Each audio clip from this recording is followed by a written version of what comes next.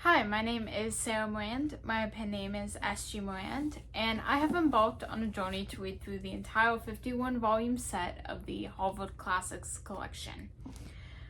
I am currently on volume 2, which is philosophy. It includes Plato, Epictetus, and Marcus Aurelius. I just finished reading through the collections of Plato, which are all talked about in previous videos. I talked about the Apology and then Credo and Phaedo, and I combined those two in a video. And now, in this video, I will be talking about the golden sayings of Epictetus.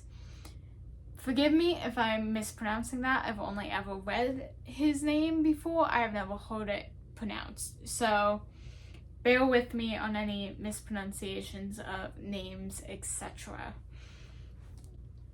So far, I've very much enjoyed Volume 2 of the Harvard Classics collection, and I really enjoyed reading through Plato, and I learned a lot. I had known a little bit about Plato before beginning, and so I kind of knew what to expect a little bit, but it was very interesting, and I learned lots of new stuff as well. However, with Epictetus, I had no idea who he was. I had no idea what his philosophy and his teachings were, and so I was going into it completely blind. And sometimes that can be a very good thing, and in this case, it definitely was. I cannot even begin to describe how impactful the golden sayings of Epictetus was for me. I never really thought philosophy could convict me so much and also encourage me in certain areas. And it was something I was definitely not expecting, especially when, as I was reading his biography, before the Golden Sayings began, it explained that he was a Stoic philosopher. I had learned a little bit about Stoic philosophy in school, but I guess they never really gave examples of what it was in practice. They just kind of talked about it. And I think I misunderstood what it meant to be a Stoic philosopher. And I find that it's a philosophy that on the surface I thought I would have nothing in common with and that I would disagree with completely. But in practice, I find that it's probably one of the closest philosophies to my personal convictions and beliefs of the traditional philosophies, of course. So, without further ado, let me tell you a bit about Epictetus. Epictetus was a Greek born in the middle of the 1st century AD. He was a slave of Epaphroditus, a freedman of Nero's. So, Epictetus was growing up and was enslaved during the time of Nero, who was one of the emperors who is kind of well known for persecuting Christians and for just not being a very nice guy. Epictetus had a form of lameness which was likely caused from torture inflicted by his master. So not only did Epictetus serve as a slave, where he didn't possess any freedom, he also was brutally treated by his master and knew what it felt to suffer and to experience persecution as well as a lack of freedom. And Epictetus became acquainted with Stoic philosophy through the lectures of C. Musonius Rufus. Again, pronunciation is probably not correct there.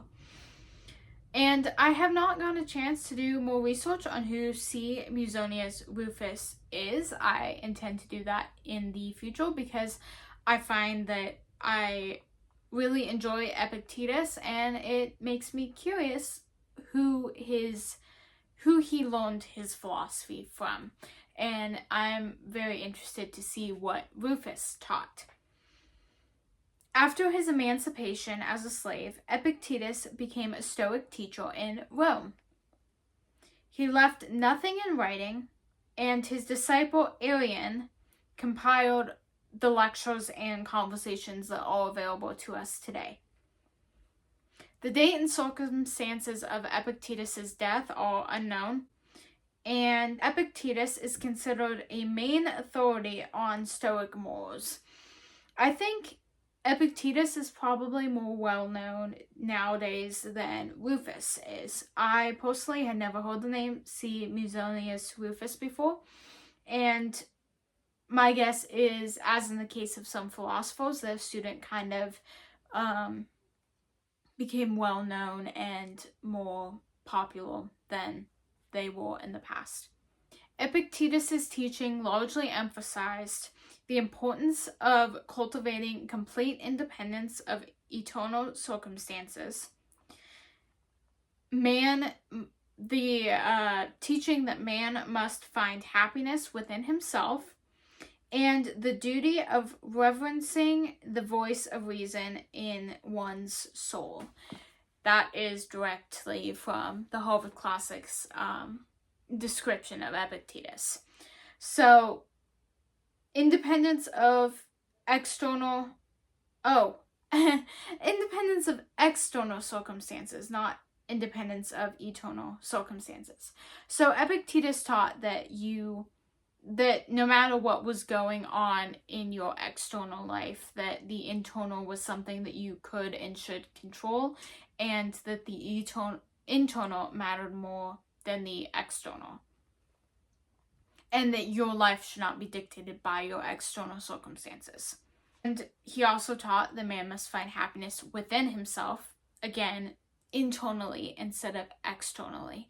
One of his quotes that I think I listed to read in later on in this video, he talks about true wisdom being a kind of separation from worldly things, and that if man is afraid of death, he usually is too attached to the things of this world, whether that be money or wealth or influence or both. So that's kind of what Epictetus taught, was separation from external things and focus on internal things.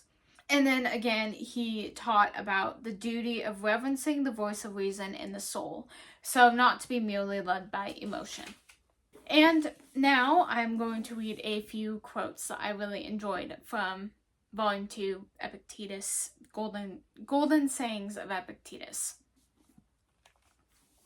What else can I, that am old and lame, do but sing to God?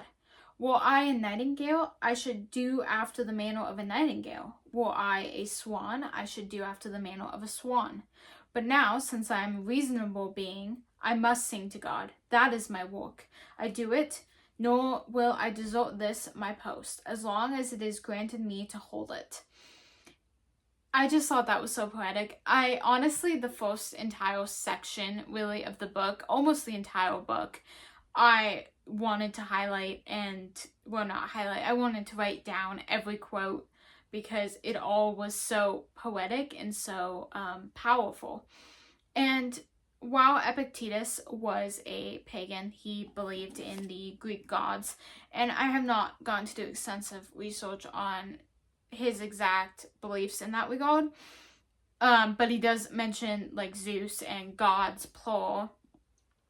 He does use language very often that is reminiscent of Christian teachings, which I found very interesting and sometimes a little confusing. As I was reading it, I had to remind myself that it's not exactly the same.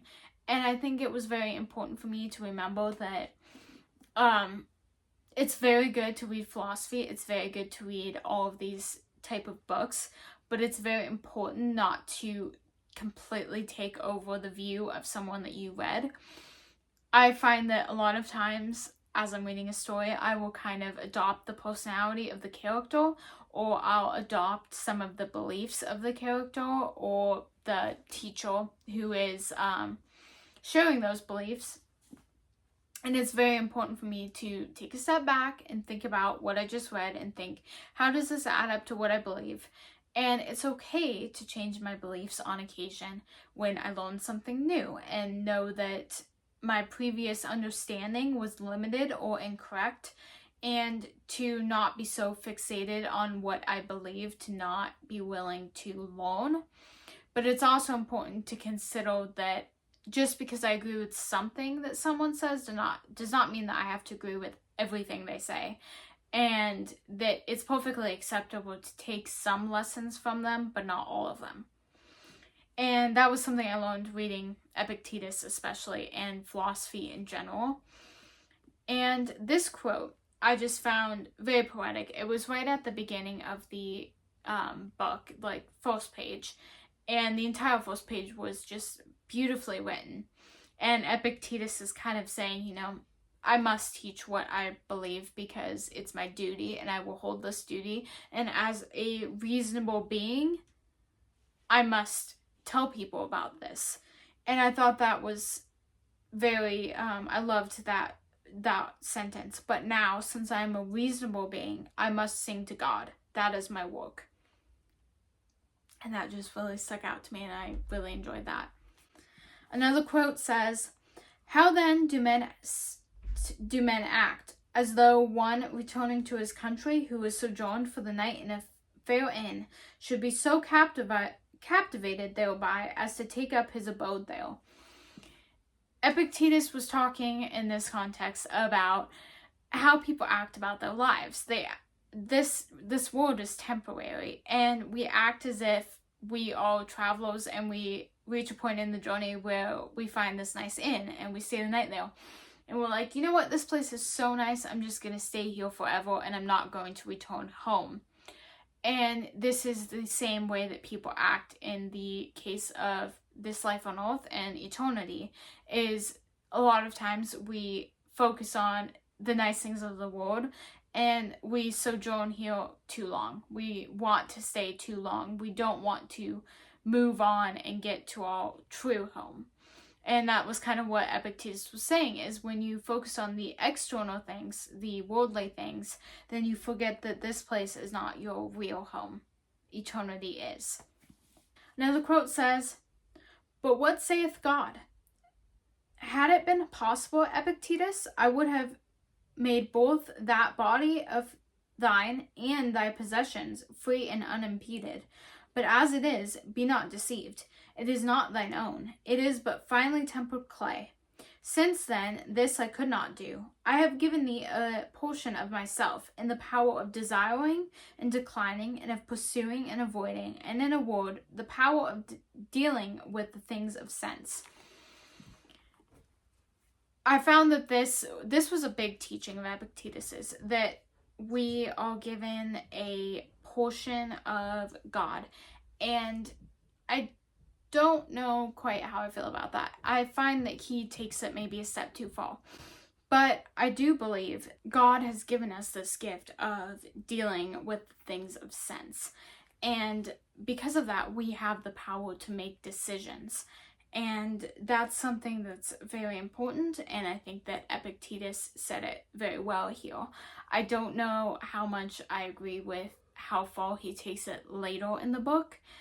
This idea of having a part of God in us. I do believe that Christians are inhabited by the Holy Spirit, and in that sense we have a portion of God in us, but we are not in our own right God. And I think in some ways he was implying that further along, that we are born of God, and so we are God, and like individually God, and that just I disagree with that, but I do find that this was a very well way of putting this statement. And I find when I went to school, I went to a Bible school for a semester, and the big debate there was Calvinism versus Arminianism, and independence versus God's sovereignty. And I think that this quote, this phrase really put it well, is that we are given the power of dealing with the things of sense. We're given a ability to desire and decline, pursue and avoid. But our lives are also not entirely our own. So I think that's a really good answer to that hot debate that apparently is going on in the Christian community, at least, which I did not even know about before I went to Bible school for a semester. But a lot of people feel very passionately about that, and I think that I stand a little in the middle here with Epictetus, even though he is referencing certain different things. Another quote that I enjoyed is, "I entrust you to learn what the administration of the world is, and what place a being endowed with reason holds therein. To consider what you are yourself, and wherein your good and evil consists." I think that one was interesting, that we're kind of given a duty to learn where we fit in the world and how we function in this world and where the good and evil is. Another quote says, "You must know that it is no easy thing for a principle to become a man's own, unless each day he maintain it and hear it maintained, as well as work it out in life."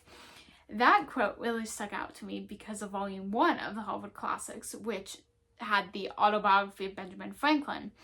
And in it, Benjamin Franklin creates this list of virtues that he would like to take on and work on to better in his life.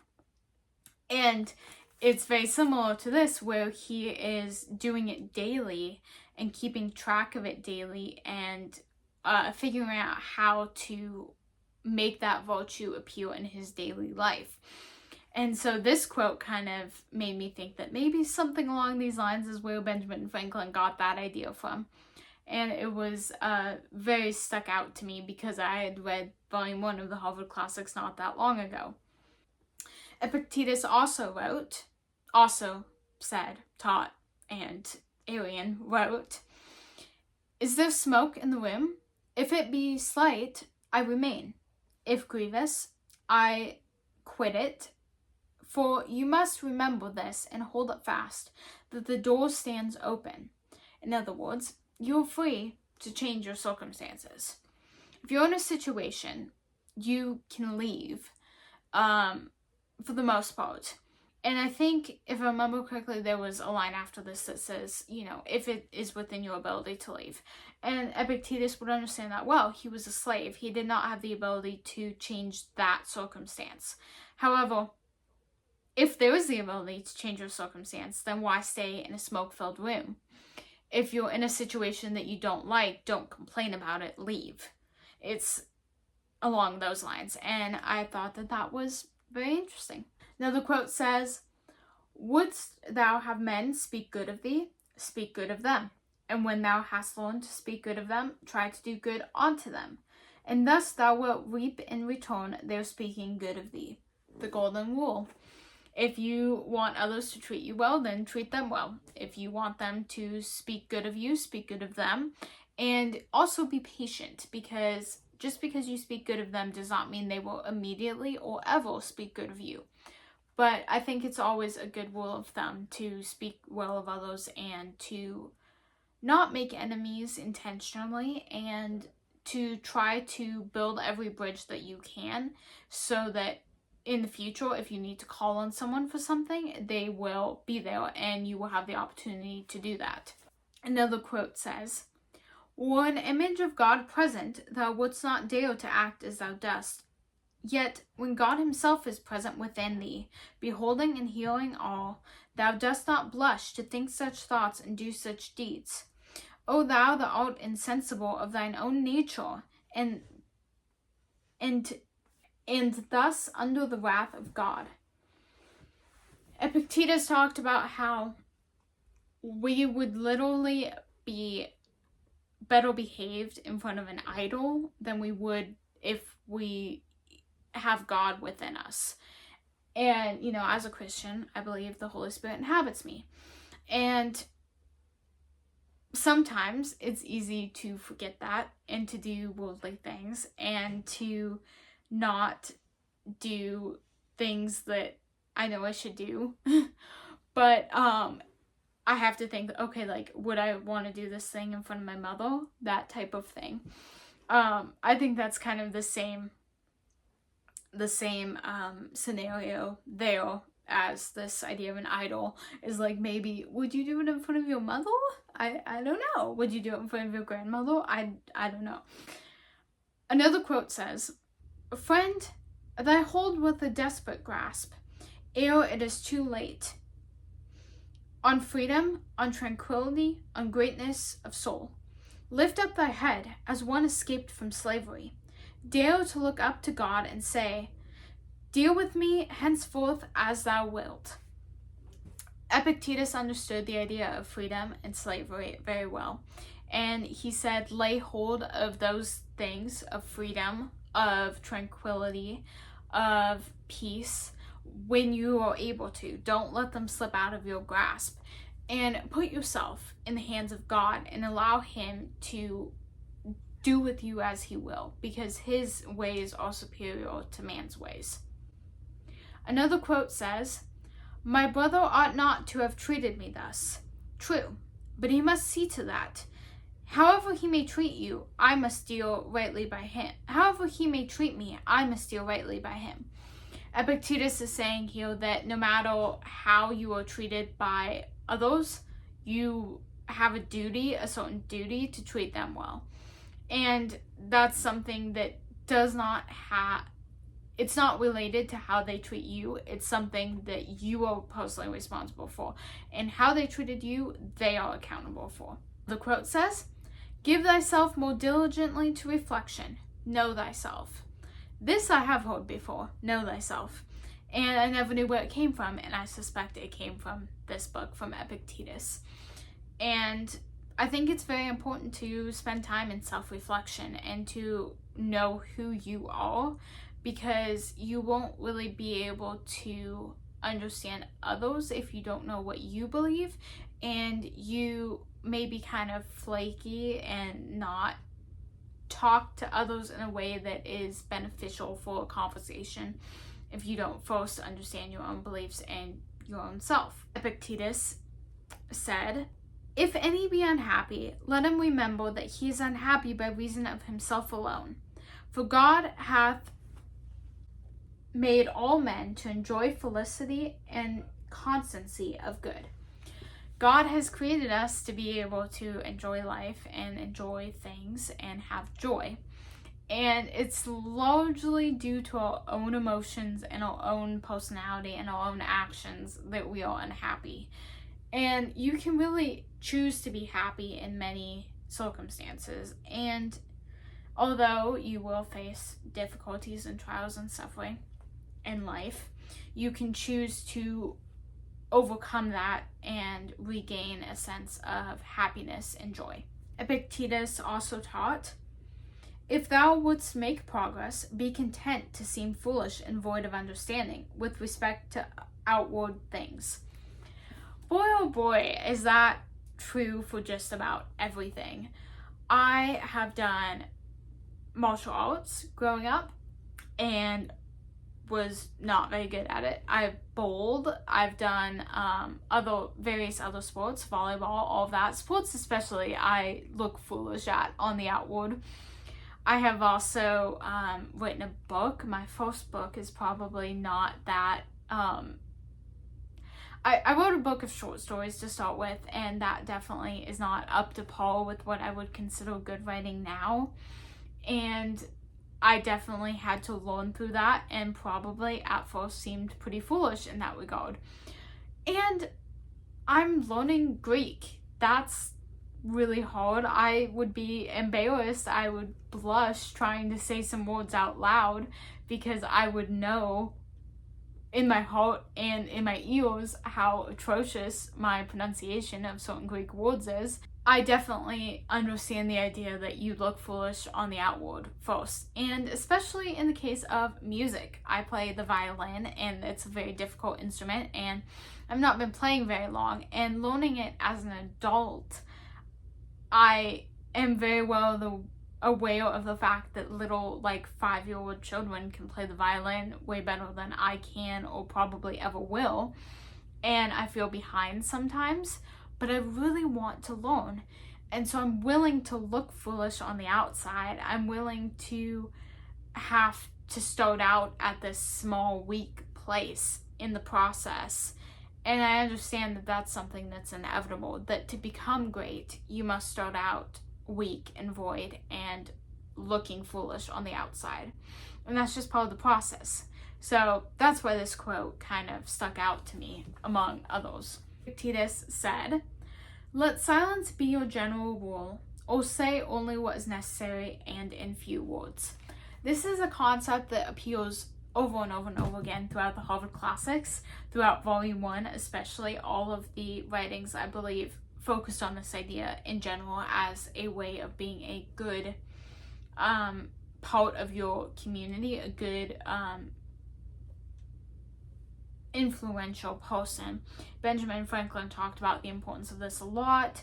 John Woolman, I think, talked about it a little bit, and William Penn talked about it as well. Epictetus goes on to say, "Nature hath given men one tongue, but two ears, that we may hear from others twice as much as we speak." That just is like, what kid has grown up not hearing their parents tell them that time and time again? You have two ears and one mouth for a reason, and it's so that you hear more than you speak. And then the last quote I have written down here is, "A ship should not ride on a single anchor, nor life on a single hope." I think that is kind of a good place to stop there. The amount of times that I've seen people, and I've been guilty of doing this as well, putting too much hope in one thing and having like one passion and one goal in life and only focusing on that one thing, and then something comes crashing down. Like maybe they're an athlete and their only purpose in life, their only goal, their only sense of identity comes in the sport they do, and they get injured and they can't compete anymore, and their sports career is completely finished, and they're never going to be able to do what they love and what they believe is their only sense of identity again. And it's so important to branch out and to have alternative sources of gifts and passions and identity. And that's because life is not certain and things happen, and putting all of your eggs in one basket is never a good idea. And also, putting your identity in the things of this world is not stable. It's not eternal. It's going to have issues. And probably 9 times out of 10, what you imagine you're going to do with your life is probably 10 times out of 10. What you imagine you're going to do with your life does not end up being what you do for your whole life. And so it's very dangerous to put your identity in one thing and to only care about one thing. And that's kind of what Epictetus is saying here with that quote. So, the golden sayings of Epictetus. Best philosophy I've ever read thus far. I'm really looking forward to reading Marcus Aurelius. I've heard a lot about him, but I don't really... My whole thing with the philosophy is I've heard of all of these people for the most part, aside from Epictetus, but I don't know what teachings belong to them. I know certain philosophical teachings, but I don't know which philosopher to connect them with. So I'm really looking forward to reading Marcus Aurelius. I'm hoping that like Aristotle is in a later volume. I think he is, because I would love to learn more about him. Maybe Rufus will be in a later volume. We will see. So Golden Sayings of Epictetus was very powerful, very impactful, and my favorite in volume 2 of the Harvard Classics thus far. Definitely recommend everybody to read it. If anybody else has read Epictetus and knows anything about him, leave a comment in the comment section down below, because I knew nothing about him before, and that's very interesting. If anybody has read Rufus, please let me know what some of his writings are, if he has any. I don't know if he has any, but maybe there's a collection somewhere that talks about what he believed and taught about. That would be very interesting to me.